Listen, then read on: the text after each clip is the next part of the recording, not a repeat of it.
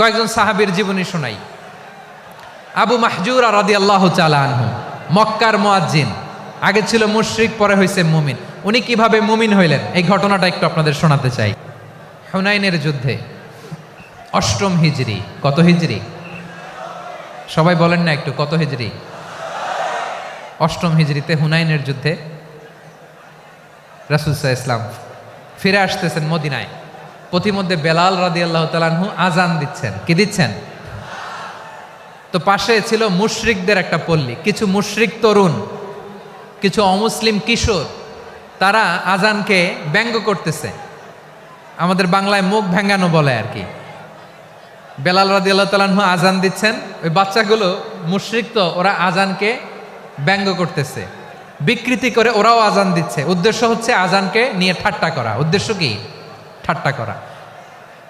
ব্যাপারটা মনে কষ্ট পাওয়ার মতো ব্যাপার না? কিন্তু বিশ্বনবী ওইখানে দেখেন কি খুঁজলেন। বিশ্বনবী খেয়াল করলেন অমুসলিম কিশোরদের মধ্য থেকে একটা কিশোরের গলাটা বড় দরাজ গলা, কণ্ঠটা বড় সুন্দর।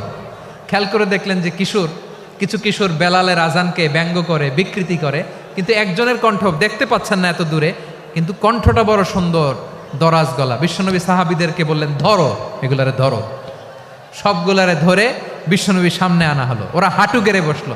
বিশ্বনবী বললেন, তোমাদের মধ্যে কে যেন ব্যঙ্গ করে আজান দিচ্ছিল, তার গলাটা বড় উঁচু, গলার বেসটা বড় মজবুত, মেলোডিয়াস, সুমধুর কণ্ঠ, কে? আবু মাহজুরা বলে, আমার বন্ধুরা সবাই আমার দিকে আঙ্গুল দেখায়, আমি পড়ে গেছি বিপদে। রাসূল সাল্লাল্লাহু আলাইহি ওয়াসাল্লাম বাকি অমুসলিম তরুণদেরকে ছেড়ে দিলেন, বললেন তোমরা যাও। এবার আবু মাহজুরারে পাইছে। আবু মাহজুরার চুলের মধ্যে হাত দিলেন বিশ্বনবী, মাথায় হাত দিয়ে বললেন, এবার আজান দাও দেখি। আবু মাহজুরা বলে, আমি তো আজান দিতে জানি না, কারণ আমি তো বেলালেরটা শুইনা দিছি, আমার তো মুখস্থ নাই, আমি তো আজান দিতে জানি না। বিশ্বনবী বললেন, জানো না? তাহলে আসো, আমি তোমারে শিখাই দেই। সুবহানাল্লাহ পড়েন। আবু মাহজুরা হাঁটু গেড়ে বসে, বিশ্বনবীর মোবারক হাত আবু মাহজুরার চুলের মধ্যে। বিশ্বনবী আজানের মুআল্লিম আবু মাহজুরাকে বলতেছে, ঠিক আছে তোমারে শিখাই দিচ্ছি, আমি যা যা বলবো আমার সাথে সাথে বলো, পারবা? আবু মাহজুরা বলে, পারবো। বিশ্বনবী আজান দিচ্ছেন মাথায় হাত দিয়ে, আল্লাহু আকবার,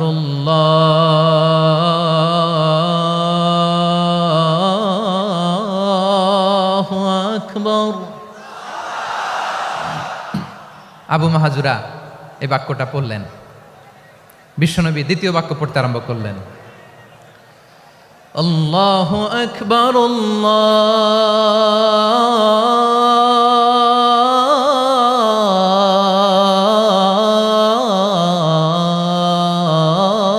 আল্লাহু আকবার।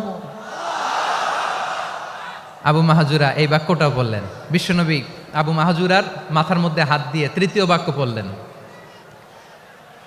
আশহাদু আল্লা ইলাহা ইল্লাল্লাহ,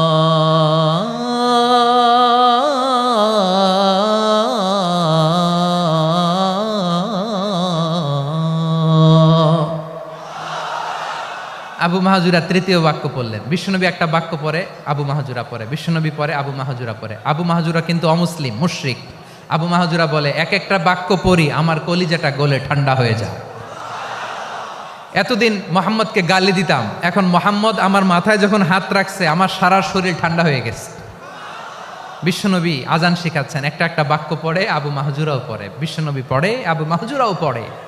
পুরো বাক্যগুলো যখন শেষ, আজান শেষ, আবু মাহজুরাও যখন পুরো আজান পড়লেন, আবু মাহজুরা বললেন, এতদিন মোহাম্মদের চেহারা দেখলে আমার ঘৃণা লাগতো, আজ থেকে মোহাম্মদের চেহারার চেয়ে প্রিয় চেহারা আমার কাছে নাই।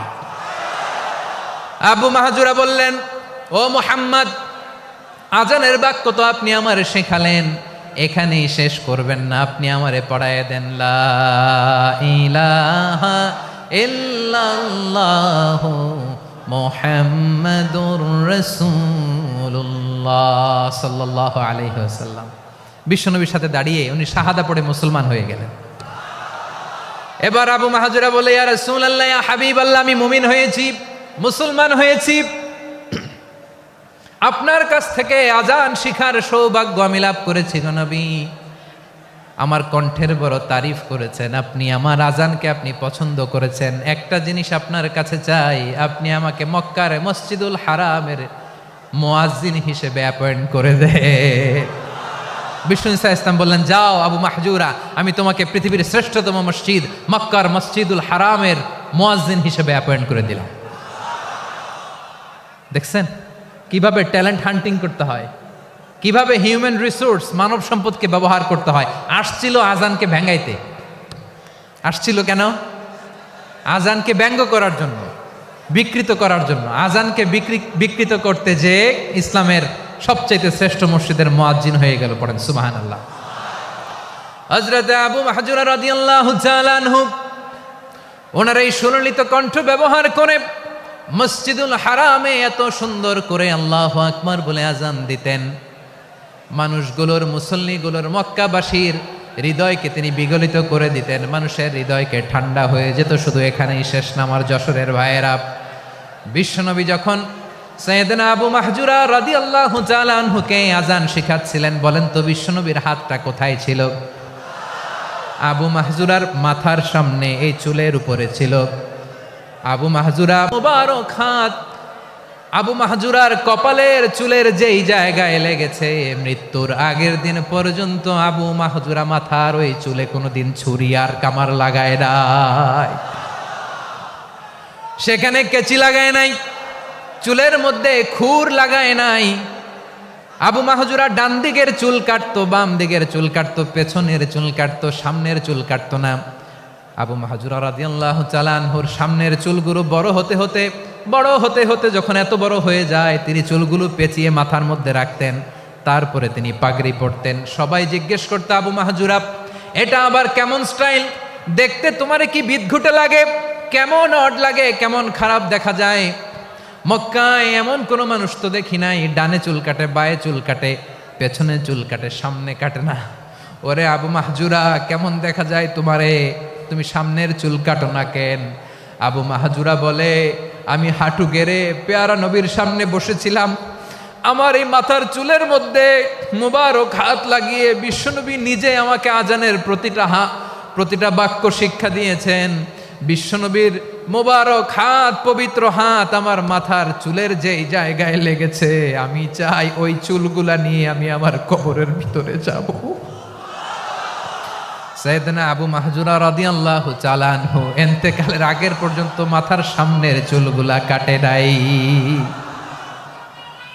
মাথার সামনের চুল তিনি কাটেন নাই। সুবহানাল্লাহ বিহামদি।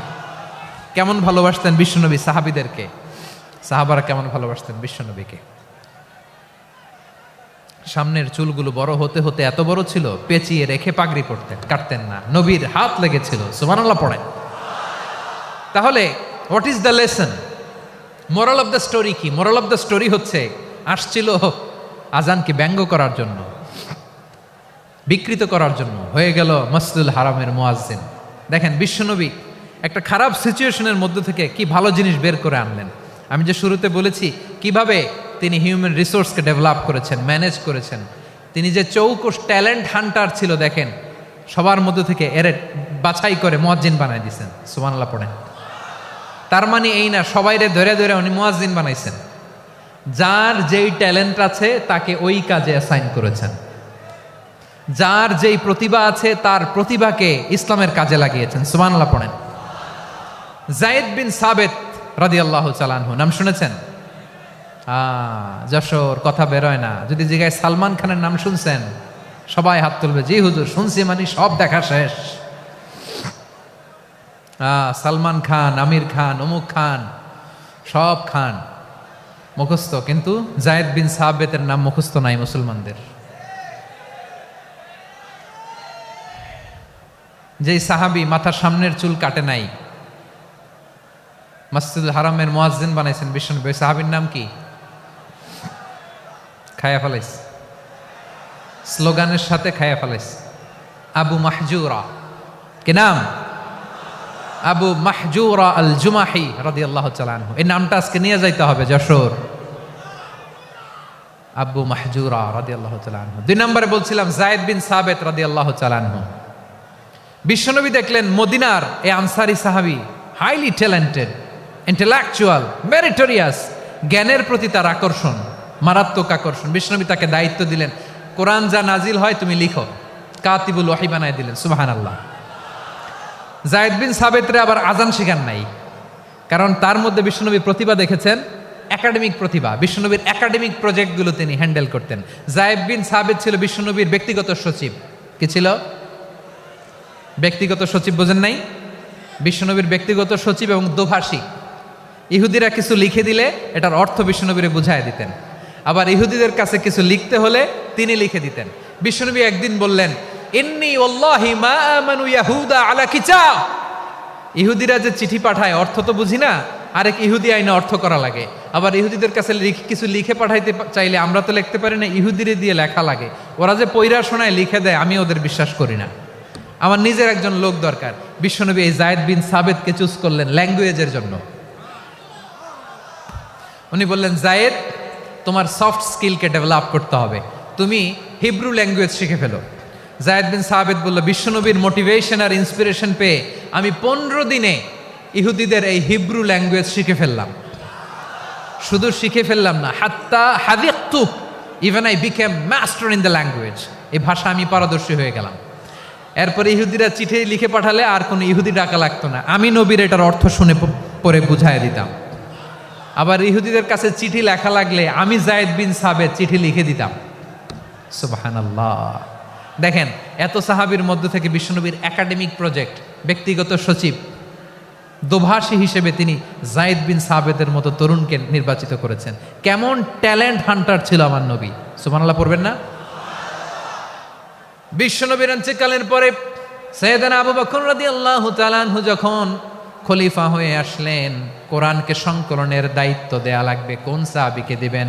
সব সাহাবারা মিলে পরামর্শ করলেন। সাইয়েদনা আবু বকর, ওমর সবাই মিলে এই বিশাল কোরআন সংকলনের গুরু দায়িত্ব বিশ্বনবীর ব্যক্তিগত সচিব, বিশ্বনবীর দোভাষী, বিশ্বনবীর সিলেক্ট করাই লোক যায়েদ ইবনে সাবিত রাদিয়াল্লাহু তাআলা আনহুকে দিয়েছে। কোরআনের কপি তো আজকে এখানে রাখে নাই। এই যে আজকের যে কোরআন পড়েন, এটা আগে এরকম ছিল না।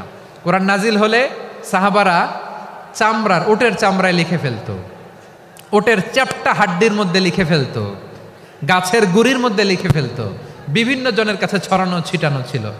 আবু বকর রাদিয়াল্লাহু তাআলা আনহু একসাথে করলেন, পরবর্তীতে উসমান রাদিয়াল্লাহু তাআলা আনহু একসাথে করলেন। 114 সূরার এখন এই মুসহাফ, এই কম্পাইলেশন, এই কপি আমরা পেয়েছি, যার হিউজ কন্ট্রিবিউশন ছিল। এই পুরো কোরআন কম্পাইলেশনের প্রজেক্ট ম্যানেজার ছিল যায়েদ বিন সাবিত রাদিয়াল্লাহু তাআলা। কোরআন কম্পাইলেশনের প্রজেক্ট ম্যানেজার। দেখেন, উনারে মাথায় হাত দিয়ে আজান শিখায় নাই। সুবহানাল্লাহ কইবেন না? তাহলে প্রথম সাহাবী আবু মাহজুরাকে মুয়াজ্জিন বানাইলেন, যায়েদ বিন সাবিতকে ব্যক্তিগত সচিব আর দোভাষী বানালেন, মুসআব ইবনে উমাইর রাদিয়াল্লাহু তাআলা আনহুকে ইসলামের প্রথম অ্যাম্বাসেডর বানালেন। তাহলে তৃতীয় নাম্বার একজন সাহাবীর নাম বলছি, মুসআব ইবনে উমাইর। মুসআব কি নাম? নামটা কেমন লাগে? এই কয়েকজনের ভাল লাগে, বাকিদের ভাল লাগে না? ভাল লাগে। He was the first ambassador in Islam. ইসলামের প্রথম ডিপ্লোমাট, ইসলামের প্রথম কূটনৈতিক, ইসলামের প্রথম ডিপ্লোমাট, প্রথম অ্যাম্বাসেডর মুসআব ইবনে উমাইর। মক্কার তরুণ যুবক, উনি পারফিউম লাগাইলে মানুষ দেখলেই বুঝতো এটা মুসআব লাগাইছে। এমন ড্যাশিং ফেসের ছিল, এমন স্মার্ট ড্যাশিং ফেস, এমন পার্সোনালিটির মানুষ ছিল মুসআব রাদিয়াল্লাহু তাআলা আনহু। কারণ যিনি ইসলামের স্পোকম্যান হবেন, মুখপাত্র হবেন, তার স্মার্ট হওয়ার দরকার আছে না নাই? আকাবার প্রথম শপথ যখন হলো, তাদের সাথে বিষ্ণু ঈসা ইসলাম মদিনাতে একজন মুখপাত্র পাঠালেন, ডিপ্লোমাটকে পাঠালেন, অ্যাম্বাসেডর অফ ইসলাম। তিনি হচ্ছেন মুসআব ইবনে উমাইর। পড়েন সুবহানাল্লাহ। বিশ্বনবী দেখলেন সে অনেক স্মার্ট, তার ডেডিকেশন আছে, সিনসিয়ারিটি আছে, এবং মদিনায় যে আউস খাজরাজ গোত্রের নেতাদের সাথে ডিল করতে হবে, ইহুদিদের সাথে ডিল করতে হবে, ওখানে একজন পাক্কা জানু খেলোয়াড়ের দরকার আছে না নাই? মুসআব ইবনে উমাইর রাদিয়াল্লাহু তাআলা আনহু, ওনাকে বিষ্ণু ঈসা ইসলাম চুজ করলেন। এবং বিষ্ণু ঈসা ইসলামের এই চুজিংটা, এই সিলেকশনটা এত সুন্দর ছিল, তিনি মদিনাতে যে বিশ্বনবী আসার আগেই মদিনার জমিনকে তিনি উর্বর করে ফেলছেন। প্রতিটা ঘরে ঘরে কালিমার দাওয়াত তিনি পৌঁছায় দিচ্ছেন। জুমার বিধান নাজিল হয়েছে, কিন্তু মক্কায় পরিবেশ নাই জুমা পালনের। বিষ্ণু ইসলাম একজনকে দিয়ে খবর পাঠালেন, যাও মদিনায় মুসাবকে যে বলো, মুসাব তো আমার শিক্ষক, আমার স্পোকম্যান, মদিনাতে যেন তারা জুমা কায়েম করে। বিশ্বনবীর আগেই মুসাব মদিনার মুসলিমদেরকে নিয়ে মদিনায় প্রথম জুমা কায়েম করে ফেলছে। কোন সুবহানাল্লাহ। ডিপ্লোম্যাটদের কেমন হইতে হয়, অ্যাম্বাসেডারের কেমন হইতে হয়, মুসআব রাদিয়াল্লাহু তাআলা আনহুর কাছ থেকে শিখে নাও। মুসআব নামটা কেমন লাগে? যশোর যাদের সন্তান হবে, ছেলে সন্তান, আমার রাস্তায় পাইলে সবাই জিজ্ঞেস করে, হুজুর একটা নাম দেন, আমার ছেলে হবে। যশোরবাসীর জন্য আমি একটা নাম দিয়ে দিলাম, নাম রাখতে হবে মুসআব। কি নাম? নামটা যাদের ভাল লাগে, ছেলে সন্তান অনাগত আসবে, মনে চাইলে নাম রেখে দিবেন মুসআব রাদিয়াল্লাহু তাআলা আনহুর নামে মুসআব। তাহলে মুসআব রাদিয়াল্লাহু তাআলা আনহুকে বিশ্বনবী ল্যাঙ্গুয়েজ শিখান নাই, সফট স্কিল শিখান নাই। যায়েদ রাদিয়াল্লাহু তিনি হিব্রু ল্যাঙ্গুয়েজ শিখেছেন, সুরিয়ানি শিখেছেন, কিন্তু মুসআবকে তিনি বানিয়েছেন the spokesman of Islam, the first diplomat, the ambassador of Islam. সুবহানাল্লাহ পড়বেন না? আব্দুল্লাহ ইবনে আব্বাস রাদিয়াল্লাহু তাআলা আনহু বিশ্বনবীর কাজিন, চাচাতো ভাই। আবার মাইমুনা রাদিয়াল্লাহু তাআলা আনহু, মাইমুনা নবীর স্ত্রী, তিনি ছিলেন আব্দুল্লাহর আপন খালা। তো নবীর বউ যদি ওনার খালা হয়, নবী তার কি? বুঝে নাই, নবী তার কি? খালু। তাহলে সম্পর্ক অনেক গভীর, কাজিন আবার খালু। ছোট্ট মানুষ, তাই রাতে মাঝে মাঝে ঘরে থাকতো। বিশ্বনবী দেখলেন আব্দুল্লাহ যেহেতু আমার ঘরে ঢুকতে পারে, আব্দুল্লাহরে এই উম্মতের বড় শিক্ষাবিদ বানাইতে হবে। কথা বোঝে নাই? আব্দুল্লাহকে কি বানাইতে হবে? শিক্ষাবিদ, এডুকেটর অফ দিস উম্মাহ, এই উম্মার শিক্ষাবিদ বানাইতে হবে। তাই আব্দুল্লাহ ইবনে আব্বাসকে বিশ্বনবী হাতে কলমে শিক্ষা দিয়েছেন। আব্দুল্লাহ ইবনে আব্বাস রাদিয়াল্লাহু তাআলা আনহু, মনোযোগ দিয়ে কয়েকটা মিনিট শুনুন, আমি এখনই শেষ করে দিচ্ছি। আব্দুল্লাহ ইবনে আব্বাস রাদিয়াল্লাহু তাআলা আনহু, ওনাকে বিশ্বনবী হাতে কলমে শিক্ষা দিয়েছেন, যেহেতু উম্মতের শিক্ষাবিদ হবেন, এডুকেটর হবেন। তো বিশ্বনবী রাতে যখন তাহাজ্জুদ পড়তেন, ছোট্ট আব্দুল্লাহ ঘরে থাকতো। বুঝতে পেরেছেন? ছোট্ট মানুষ তো ঘরে থাকতো। তো বিশ্বনবী তাহাজ্জুদের জন্য একবার দাঁড়িয়েছেন, ছোট্ট আব্দুল্লাহ ওযু করে দাঁড়াইছে। আচ্ছা বলেন তো, ইমাম আর মুসল্লি মোট যদি দুইজন হয়, একজন ইমাম একজন মুসল্লি, তো মুসল্লি ইমামের কোন দিকে দাঁড়াবে? ডানে দাঁড়াবে। ছোট্ট আব্দুল্লাহ বোঝে নাই, বিশ্বনবী তাহাজ্জুদ শুরু করেছেন, উনি একতেদা করছেন আর দাঁড়াইছেন বায়ে। কোথায় দাঁড়িয়েছেন? আব্দুল্লাহ বলেন, যখন আমি বায়ে দাঁড়ালাম, আখাযা রাসূলুল্লাহ সাল্লাল্লাহু আলাইহি ওয়াসাল্লাম উযুনি আল ইউমনা ইয়াফতিলুহা, বিশ্বনবী নামাজরত অবস্থায় আমার কান ধরে টেনে আমার ডান দিকে এনে দাঁড় করায় দিলেন। পড়েন সুবহানাল্লাহ। দেখেন হাতে কলমে শিক্ষা। আর জীবনে ভুল হবে? কথা কয় না, আর ভুল হবে? আর ভুল হবে না। এভাবে বিশ্বনবীর অনেক সঙ্গ পেয়েছেন, সফর করেছেন, একই বাহনে বসেছেন, এক বাহনে বসে লম্বা নসিহত করেছেন, বলেছেন, ইয়া গোলাম ইহফাজিল্লাহ ইয়াহফাজকা, ইহফাজিল্লাহ তাজিদহু তুজাহাক, ইযা সাআলতা ফাসআলিল্লাহ ওয়া ইযা ইসতাআনতা ফাসতাইন বিল্লাহ। আল্লাহর বিধান মানো, আল্লাহর বিধান রক্ষা করো, আল্লাহ তোমায় রক্ষা করবে। আব্দুল্লাহ, চাইতে হলে আল্লাহর কাছে চাও, সাহায্য চাইতে হলে আল্লাহর কাছে সাহায্য চাও। মনে রাখো, গোটা বিশ্বের সবাই যদি তোমার সাহায্য করতে চায়, ততটুকুই করতে পারবে যতটুকু আল্লাহ তোমার নসিবে রেখেছে। গোটা বিশ্ব যদি তোমার বিরুদ্ধে ষড়যন্ত্রে দাঁড়িয়ে যায়, ক্ষতি ততটুকু করতে পারবে যতটুকু তোমার জন্য বরাদ্দ আছে, এর বাইরে কিছু করতে পারবে না। আওয়াজ করে বলেন ঠিক কিনা? এভাবে হাতে কলমে শিখিয়েছেন, বিশ্বনবীর সঙ্গ পেয়েছেন। উনাকে বিষ্ণু ইসলাম শিক্ষাবিদ, এডুকেটর অফ দিস উম্মাহ হিসেবে সিলেক্ট করেছেন, হাতে কলমে শিখিয়েছেন। বিশ্বনবী একবার প্রকৃতির ডাকে সাড়া দিয়ে এসেছেন। এখন কি করতে হবে? নামাজের জন্য অজু করতে হবে। বিশ্বনবী এসেই দেখেন অজুর বদনায় পানি ভরা, খুশি হয়ে গেলেন, বললেন, কে রেখেছে পানি? একজন বলল, আব্দুল্লাহ রেখেছে। বিশ্বনবী অত্যন্ত খুশি হলেন, খুশি হয়ে একটা দোয়া করলেন, বললেন, আল্লাহুম্মা ফাক্কিহু ফিদ্দীন ওয়া আল্লিমহু তা'ওয়ীল। আল্লাহ, তুমি আব্দুল্লাহকে দ্বীনের বুঝ দিও আর কোরআনের তাফসির শিক্ষা দিও।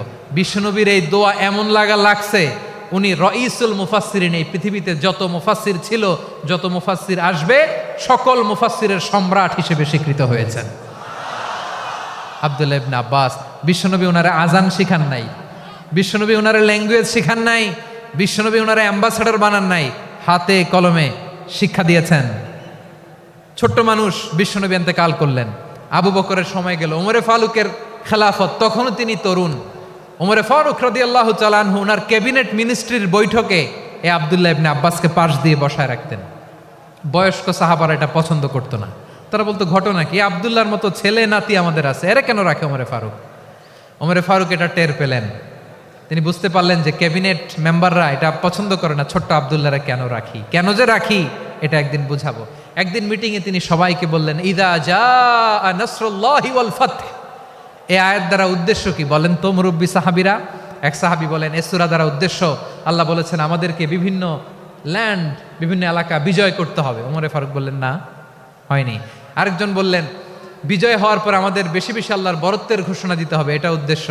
ওমরে ফারুক বললেন, না, হয় নাই। যারা জিজ্ঞেস করেন কেউ পারে না।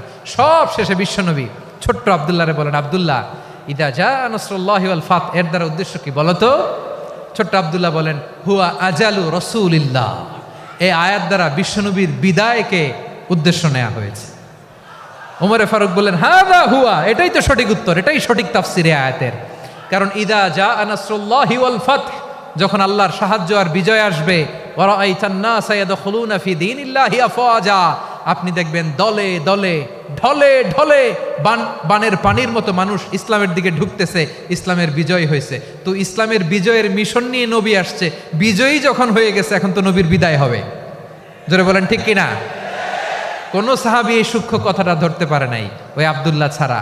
আব্দুল্লাহ যখন উত্তর দিছে, সব সাহাবীদের টনক নড়েছে।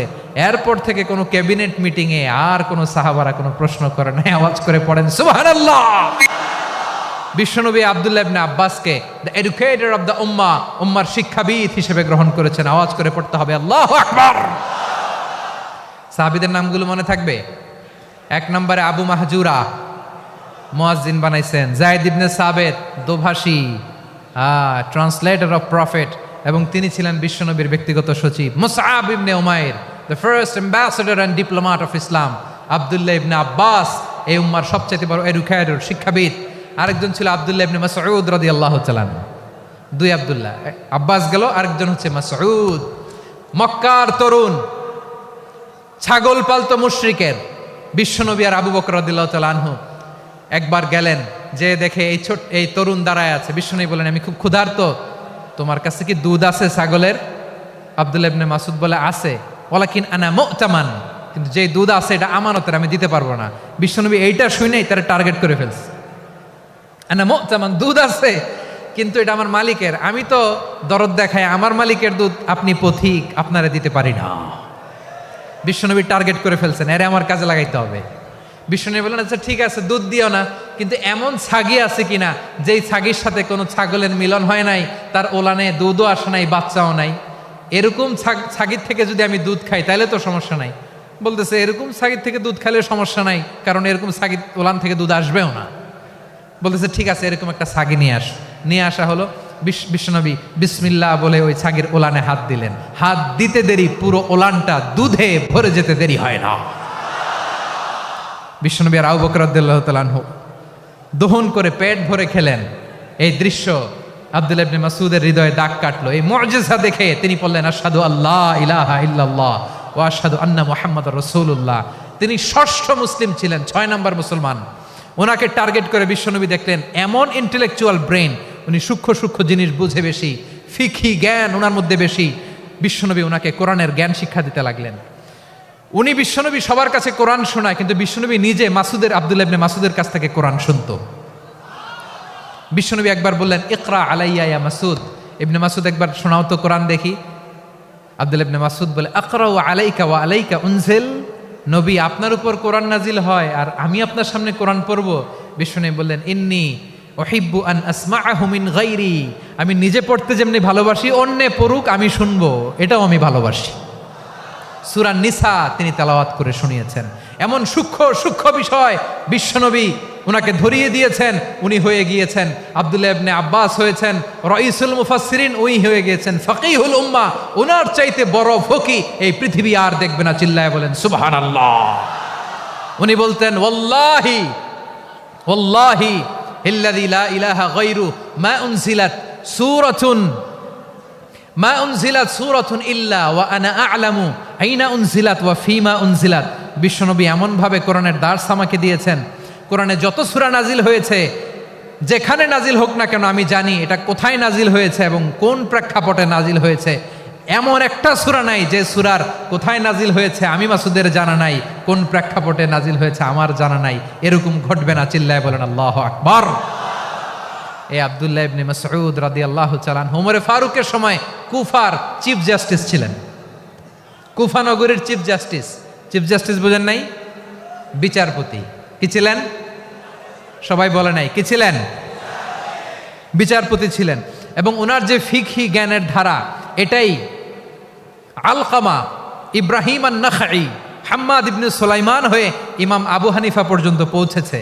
এবং ওনার ফিকহি জ্ঞানের ধারাই হানাফি মাযহাবে অ্যাকসেপ্ট হয়েছে। আজও এগুলো হানাফি মাযহাবে চর্চিত হয়। হানাফি মাযহাবের সব ফিক আব্দুল্লাহ ইবনে মাসউদের ফিকহি জ্ঞানের ধারা থেকে নেওয়া হয়েছে। চিল্লায় পড়েন সুবহানাল্লাহ। তাহলে উনাকে বিশ্বনবী বানিয়েছেন জুরিস্ট, আইনবিদ, ফকিহ। উনারে আজান শিখান নাই।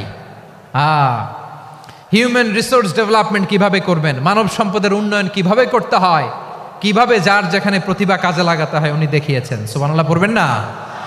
খালিদ বিন ওয়ালিদ নাম শুনছেন? কে কে শোনেন নাই হাত তোলেন। কি ছিলেন? বীর যোদ্ধা ছিলেন খালিদ বিন ওয়ালিদ। কিন্তু তিনি ইসলাম ধর্ম গ্রহণ করেছেন অনেক দেরিতে, 8ম হিজরিতে। তার মানে 8ম হিজরির আগে উনি মুশরিকদের পক্ষে লড়াই করেছেন। ওনার হাতে কত মুসলিম সাহাবী যে নিহত হয়েছে হিসাব নাই। বিশ্বনবী টার্গেট করে রাখছে, তুমি আমাদের মুসলিমদের এত ক্ষতি করলা, তুমি যখন মুসলমান হবা তোমারে দিয়ে আমি এমন কাম করামু যে এটা আর কেউ করতে পারবে না। খালিদ বিন ওয়ালিদ রাদিয়াল্লাহু তাআলা আনহু 8ম হিজরিতে মুসলিম হয়েছেন, মক্কা বিজয়ের আগে। তো মক্কা বিজয়ের আগে যখন মুসলিম হয়েছেন, এর আগে কি করছেন? কাফিরদের সাথে যুদ্ধ করেছেন। উনি উহুদের যুদ্ধে মুসলমানদের যে পরাজয় ভাব, কঠিন পরিস্থিতির মুখোমুখি ওনার কারণে পেছন থেকে এমন আতর্কিত আক্রমণ করেছেন, মুসলমানদেরকে কচুকাটা করেছেন। 8ম হিজরিতে আল্লাহ তাআলা হেদায়েতের নূর দিয়ে ওনার হৃদয়টাকে উজালা করে দিলেন। লা ইলাহা এটা এমন বাণী যার হৃদয়ে একবার টাচ খাবে, এইটা থেকে সে আর পালিয়ে বেড়াতে পারে। ঝিনুকের ভেতর লুকিয়ে থাকে যেমন মতি, ঝিনুকের ভেতর লুকিয়ে থাকে যেমন মতি, কলমা শাহাদাতে আছে আল্লাহর জ্যোতি, কলমা শাহাদাতে আছে আল্লাহর জ্যোতি। ঠিক কিনা বলেন? মক্কা বিজয়ের আগে মুসলিম হলেন, হওয়ার পরেই বিশ্বনবীর টার্গেট ফুলফিল হলো। ওই যে টার্গেট করে রেখেছেন আর দোয়া করেছেন, খালিদ বিন ওয়ালিদ যদি মুসলিম হয় তাকে আমি মিলিটারি চিফ বানাবো। ওনাকে আজান শিখান নাই, ওনারে কান ধইরা নামাজের এই মাথা থেকে ওই মাথা আনান নাই, ফিকহি কোরআনের সূক্ষ্ম তাফসীর ওনারে শিখান নাই, অ্যাম্বাসেডর বানান নাই। বিষ্ণু ইসলাম উনাকে সামরিক অভিযানে প্রেরণ করেছেন। সামরিক অভিযানে তিনি প্রেরণ করেছেন। উনার জীবদ্দশায় উনার নেতৃত্বে যতগুলো যুদ্ধ হয়েছে, একটা যুদ্ধেও তিনি পরাজয় বরণ করেন নাই। ওমরে ফারুকের সময়কালে তিনি চিফ অফ মুসলিম মিলিটারি, মানে মুসলিম সেনাপতি হয়েছেন। যশোর আওয়াজ করো, ঠিক কিনা বলো? সেনাপতি, মুসলিম সেনাপতি। তাহলে কিভাবে হিউম্যান রিসোর্স ব্যবহার করতে হয় গোটা বিশ্ব আমার নবীর কাছ থেকে শিখে নাও। খালিদ বিন ওয়ালিদ, ওনাকে বিশ্বনবী একটা উপাধি দিয়েছেন। উপাধিটা হচ্ছে সাইফুল্লাহিল মাসলুল, আল্লাহর নাঙ্গা তরবারি, আল্লাহর খোলা তরবারি, দ্য ওপেন সোর্ড অফ আল্লাহ। খালিদ বিন ওয়ালিদ মুসলিম সেনাপতি। হাসান বিন সাবেত নাম শুনছেন? দেখি উনি কি ছিল বলেন। রাসূলের সভা কবি, কালচারাল হিজিমনিকে ডিফিট করার জন্য। উনি ভালো অস্ত্র চালানোও জানতেন না, ওই কাজে উনি যেতেন না। ওনার ছিল কাব্য প্রতিভা। কাফিররা কবিতা দিয়ে নবীকে গালি দিত। বিশ্বনবী বলতেন, ইয়া হাসান আজিব আন রাসূলিল্লাহ, তুমি নবীর হয়ে কাফেরদের এই কথাগুলোর জবাব দাও। বিশ্বনবীর একটা মিম্বার ছিল। বিশ্বনবীর মিম্বারের পাশাপাশি মসজিদে নববীতে এই হাসান বিন সাবেতের জন্য বিশ্বনবী একটা স্পেশাল মিম্বার বানিয়ে দিয়েছেন। এখান থেকে তুমি জবাব দাও। এবং বিষ্ণু বলেছেন আল্লাহুম্মা আইয়িদহু বিরূহিল কুদুস। আল্লাহ, হাসান আমার পক্ষে জবাব দেয়, তুমি জিব্রাইল মারফত তাকে সাহায্য পাঠাইয়া দিও। রাসূল সাল্লাল্লাহু আলাইহি ইসলামের সভা কবি, the poet of the prophet, নবীর কবি, উনি কবিতা দিয়ে এমন উচ্চাঙ্গের ভাষায় কবিতা দিয়ে তিনি জবাব দিতেন, কাফিরদের গা শিহরে যেত, তাদের হৃদয়ে আগুন ধরে যেত। তাহলে এরকম কবিরও দরকার আছে না নাই? এখন যাকে আল্লাহ দিছে কাব্য প্রতিভা, এরা যদি আপনি যুদ্ধের ময়দানে পাঠান হবে? যারে দিছে সুরেলা গলা, এরা যদি অ্যাম্বাসেডর বানান হবে না। হাসান বিন সাবিত ছিলেন বিষ্ণু ইসলামের কবি। হুযায়ফা ইবনুল ইয়ামান বিশ্বনবীর গোয়েন্দা বিভাগের প্রধান। কিসের প্রধান? হুযায়ফা ইবনুল ইয়ামান। ওনার ছিল ডিটেকটিভ মাইন্ড, গোয়েন্দা বিভাগের প্রধান। এবং উনি হচ্ছেন সাহিবু সিররি রাসূলিল্লাহ, রাসূল সাল্লাল্লাহু আলাইহি ওয়াসাল্লামের গোপন তথ্যের ধারক বাহক। নবীর যেই কথা কেউ জানে না, সব হুযায়ফার পেটের ভিতরে ছিল। সুবহানাল্লাহ পড়েন। মদিনার যত ইহুদিদের একটা লিস্ট ছিল, এই লিস্ট শুধু দুইজন জানতো, বিশ্বনবী আর হুযায়ফা। সুবহানাল্লাহ পড়বেন না? তাহলে উনাকে কোন দায়িত্ব দিছে? কোন বিভাগ? যশোর, আওয়াজ করো, কোন বিভাগ? গোয়েন্দা বিভাগের হেড ছিল। খন্দকের যুদ্ধে প্রচন্ড আজকের মতো শৈত্য প্রবাহ, মাটি খনন করতে করতে সাহাবীদের পেটে ক্ষুধা নাই, দাঁড়াইতে পারে না নামাজের জন্য, এত ক্লান্ত, ক্লান্ত শ্রান্ত। বিশ্বনবী বললেন, কে আছো? এই কঠিন শীত, এই ভয় আর ক্ষুধার মধ্যেও খন্দকের পরীক্ষার টপকে শত্রু শিবিরে যে আমাকে তথ্য দিবা, কে আছো? কারো গায়ে শক্তিই নাই যে দাঁড়াবে, কেউ দাঁড়ায় না। বিশ্বনবী তখন নিজে হুযায়ফাকে ডাক দিলেন, হুযায়ফা, যে আমাকে আজকে শত্রু শিবিরের তথ্য এনে দিবে, সে জান্নাতে আমার মোরাফাকা, আমার সঙ্গী হবে। হুযায়ফা রাদিয়াল্লাহু ইবনুল ইয়ামান জীবনের ঝুঁকি নিয়ে এই ক্ষুধা, শৈত্য প্রবাহ, কোল্ড ওয়েভসকে উপেক্ষা করে পরীক্ষা টপকে শত্রু শিবিরে যে সবার কথাগুলো চুপে চুপে শুনে বিশ্বনবীর দরবারে এসে গোয়েন্দাদের মতো তথ্য সরবরাহ করেছে। বিশ্বনবীর গোয়েন্দা বিভাগের প্রধান হুযায়ফা ইবনুল ইয়ামান ইন্টেলিজেন্স বিভাগ চালাতেন। মুনাফিকদের নাম ওনার কাছে ছিল। মুআয ইবনে জাবাল মদিনা রাষ্ট্রের সবচেয়ে সিনিয়র আমলা ছিলেন। আমলাতন্ত্র চিনেন তো? প্রশাসনিক কাজ যারা চালায়, অ্যাডমিনিস্ট্রেশন বুঝেন না? The department of administration. মদিনার রাষ্ট্রের সিনিয়র আমলা মুআয ইবনে জাবাল মুতাখাসসিসুন ফিল হালাল ওয়াল হারাম, হালাল হারামের স্পেশালিস্ট ছিলেন। বিশ্বনবী উনাকে ইয়ামানের গভর্নর করে পাঠাইছেন। বলেছেন, ইন্নাকা তা'তি কওমান আহলা কিতাব, এমন গোষ্ঠীর কাছে যাবা এরা ইহুদি নাসারা, আগে শাহাদা পড়লে এরপরে নামাজের দাওয়াত দিও, নামাজ পড়লে যাকাতের দাওয়াত দিও। গভর্নরের অ্যাটিটিউড যেমন থাকে তেমন অ্যাটিটিউড ধরে রেখো। সুবহানাল্লাহ পড়েন। তাহলে মুআয ইবনে জাবালকে দিয়ে বিশ্বনবী কবিতা লেখায় নাই, চিঠি লেখায় নাই, আজান দেওয়ায় নাই। সুবহানাল্লাহ পড়বেন না? সব শেষ সাহাবী বলি আবু হুরায়রা রাদিয়াল্লাহু তাআলা আনহু, নাম শুনছেন? বিড়ালের বাবা। কি করতেন? খালি হাদিস মুখস্থ করতেন। উনি বলতেন, আলজামু রাসূলুল্লাহ আলা মিল ইবাতনি, আমার শুধু পেটের ক্ষুধার বন্দোবস্ত হইলে আমি নবীর সঙ্গ ছাড়তাম না। আমার আনসার সাহাবারা ক্ষেত খামারের কাজ করতো, আমার মুহাজির সাহাবারা ব্যবসা করতো, আর আমি নবীর সাথে সাথে থাকতাম। শুধু সকাল বিকাল দুই বেলা যদি আমার খাবারের বন্দোবস্ত হয়, আমি আর নবীর লক ছাড়ি না। সুবহানাল্লাহ কইবেন না? 5374টা হাদিস তিনি বর্ণনা করেছেন। সবচেয়ে বেশি হাদিস বর্ণনাকারী সাহাবী। হাদিস প্রিজার্ভেশনের কাজে বিশ্বনবী ওনাকে কাজে লাগিয়েছেন। উনি একদিন বলেন, ইয়া রাসূলুল্লাহ আসমাউ মিনকা কাসীরান ফালা আহফাজু, নবী অনেক কথা শুনি আমার মনে থাকে না। বিষ্ণু বললেন, তাই? উবসুত রিদাক, তোমার চাদরটা বিছাও। আবু হুরায়রা বিছালেন, বিশ্বনবী হাত বুলায় দিলেন, এরপরে অনেক হাদিস বর্ণনা করলেন। আবু হুরায়রা বলে, তারপর থেকে বিশ্বনবী যাই বর্ণনা করে আমি শুনি আর একটাও বলি না। এখন সুবহানাল্লাহ। বিশ্বনবী ওনাকে হাদিস প্রিজার্ভেশন, নবীর এই যে লক্ষ্য হাদিস প্রিজার্ভেশনের এই দায়িত্ব দিয়েছেন সাইয়েদনা আবু হুরায়রা রাদিয়াল্লাহু তাআলা আনহুকে। প্রিয় ভাইরা, তাহলে 10 জন সাহাবীর কথা যে বললাম, আপনারা কি খেয়াল করেছেন কত বড় ট্যালেন্ট হান্টার, চৌকস ট্যালেন্ট হান্টার ছিল আমার নবী?